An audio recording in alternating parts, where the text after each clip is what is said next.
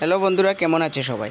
তো আজকে আমি একটা অ্যাসাইনমেন্ট বা প্র্যাকটিকাম সাবমিট করতে হইলে কীরকম ফ্রন্ট পেজটা ডিজাইন করতে হয় বা কীরকম ফ্রন্ট পেজটা লিখতে হয়, তো এটা আমি তোমরাকে দেখাইমু। তো চলো স্টার্ট করি। তো প্রথমে আমি সুন্দরভাবে একটু সিম্পল ডিজাইন করে একটা বর্ডার দিয়া দিলাম।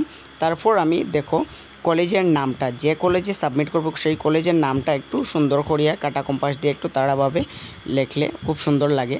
তারপর আমি কি করলাম, কলেজের যেটা লোগো আছে লোগোটা আমি ড্রয়িং করলাম। লোগো ড্রয়িং করার সাথে সাথে অ্যাসাইনমেন্ট 1 বা যে সাবজেক্টের উপর আমি অ্যাসাইনমেন্ট দেবো অ্যাসাইনমেন্টের সাবজেক্টের পেপার কোডটা লিখলাম, প্লাস আমি নিচে পেপারের ফুল নেমটা লিখলাম। তারপর দেখো সাবমিটেড টু আর সাবমিটেড বাই আছে। তো সাবমিটেড টু আর সাবমিটেড বাই লিখতে হইলে সাবমিটেড টুটা একটু উপরের দিকে লিখতে হয় আর সাবমিটেড বাইটা একটু নিচের দিকে লিখতে হয়। সাবমিটেড টুর কেন আমরা কিন্তু রেসপেক্টেড লেকচারার এটা দিমু। তারপর প্লাস স্যার বা ম্যাডামের নাম, নিচে আমরা কি দিমু যে ফ্যাকাল্টি অফ কলেজের নাম। তো তারপর আমরা সাবমিটেড বাই লেখিয়া নিজের ডিটেলসগুলা লেখিয়া দিমু। তো আজকের ভিডিও এতটুকুই, দেখা হচ্ছে পরবর্তী ভিডিওতে। ততক্ষণের জন্য